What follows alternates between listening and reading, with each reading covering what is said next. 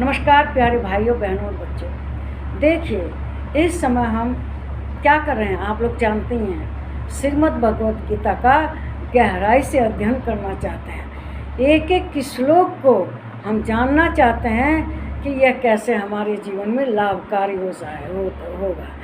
तो श्री कृष्ण भगवान इस समय त्यागी के बारे में बता रहे हैं। अर्जुन ने इस अध्याय के प्रारंभ में ही उनसे पूछा था कि हे भगवान, जो सन्यासी है और त्यागी है इनमें अंतर क्या है। तो इसी क्रम में श्री कृष्ण भगवान ने उनसे बताया है कि देखो, पाप के डर से जो सन्यासी है त्याग देता है अपने कर्मों को। कुछ लोग तो सन्यासी क्यों बन जाते हैं, कुछ नहीं करना पड़ेगा, जीवन बिना करे धरे सुख से कट जाएगा। और कुछ लोग त्यागी होते हैं, वह घर गृहस्थी का सारा काम करते हैं, अपना व्यापार बिजनेस सब चलाते हैं, लेकिन कर्म नहीं छोड़ तो त्याग भी करते हैं। कौन मौन व्रत धारण कर लेते हैं, बोलते नहीं हैं लेकिन अपना कार्य सब करते हैं, तो वो भी त्यागी हैं। तो इसमें जो श्रीमद् भगवत गीता का अध्याय 18 का श्लोक 11 है, इसमें श्री कृष्ण भगवान अर्जुन से क्या कह रहे हैं देखिए। कहते हैं, न ही देह भृता शक्यम त्यक्तुम कर्मण्यशेषतः यस्तु कर्म फल त्यागी स त्यागी त्यभिधीयते। कहते हैं क्योंकि शरीरधारी किसी भी मनुष्य के द्वारा संपूर्णता से सब कर्मों का त्याग किया जाना शक्य नहीं है। कोई कैसा कर्म सब त्याग सकता है? जो भी शरीरधारी है, जो भी जीव है भाई, तो कर्म त्याग देंगे, लेकिन सांस तो लेना है ना, हैं? सांस लेंगे, पलक झपकेगी, जो कार्य हो रहे हैं वो तो होंगे ही। तो एकदम संपूर्ण रूप से कोई त्यागी नहीं हो सकता। अपनी दिनचर्या चलाने के लिए कार्य करने ही होंगे। अब मान लीजिए कहीं हमको जाना है तो पैदल चलना ही होगा, तो संपूर्ण कर्मों का त्याग कैसे हो सकता है? संपूर्ण कर्मों का त्याग नहीं हो सकता। जो भी जीव है, शरीरधारी है, सबके साथ कुछ ना कुछ कर्म लगा ही रहता है। तो वही कहते हैं, इसलिए जो कर्म फल का त्यागी है वही त्यागी है। भाई कर्म तो करने ही है कुछ ना कुछ, हैं? तो इसीलिए कहा गया है कि जो कर्म के फलों का त्याग कर दे वही सच्चा त्यागी है।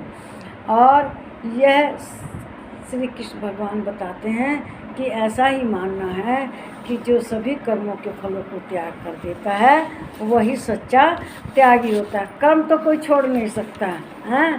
खाना खा रहे हैं, पानी पी रहे हैं, कर्म तो हो ही रहे हैं।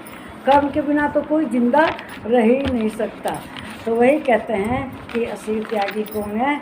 जो कर्म के फलों को त्याग दे। हैं?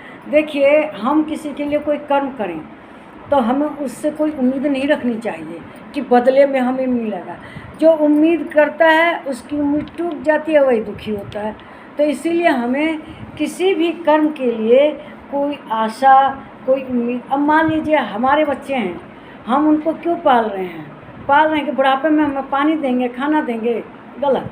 क्यों?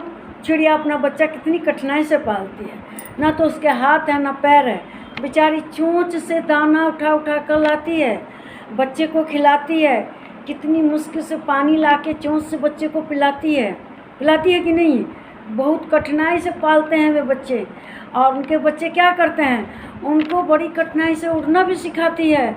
बच्चे बैठा है, बार बार उसके पास आती है, उड़ती है, बच्चा के पास फिर आती है, फिर उड़ती है, उसको उड़ना सिखाती है। और जब उड़ जाता है तो वो नहीं जानती उसका बच्चा कहाँ गया, किस अवस्था में है, और बुढ़ापा से क्या कहूँ खाने के लिए। तो देखिए, फल की चिंता नहीं करनी चाहिए। जो चिड़िया का कर्म है, हर माता का कर्म है, पिता का कर्म अपने बच्चों को कर्म कर रही है, फल की चिंता नहीं करते। इसीलिए अगर हम उम्मीद करें कि हमारे बच्चे बुढ़ापे में हमें ऐसा करेंगे तो गलत है। हमें उम्मीद नहीं, आशा किसी से करेंगे तभी ना निराशा होगी। जब आशा और उम्मीद ही नहीं करेंगे तो हमें कैसे कोई दुख होगा। तो इसलिए हमें किसी कर्म फल की चिंता नहीं करनी चाहिए। एक क्षण भी मनुष्य कर्म किए बिना नहीं रहता, काम करता ही रहता है। तो वास्तविक त्यागी जो देहधारी है वह क्या करता है? पूर्णतः कर्मों का त्याग में समर्थ नहीं होता। जिसने कर्म फल त्याग दिया वही निसंदेह रूप से त्यागी है। कर्म फल का त्याग करना ही वास्तविक त्यागी है और वह वास्तविक मनुष्य त्यागी है। तो इससे देखो कर्मचारी हैं, बहुत से किसान हैं, व्यापारी हैं, बड़े मुश्किल से धन कमाते हैं और उस धन को त्याग देते हैं। तो सब कुछ अपना अर्पण, प्राण के समान धन प्रिय होता है और धन को क्या करते हैं, भगवान को अर्पण कर देते हैं, वो त्याग है।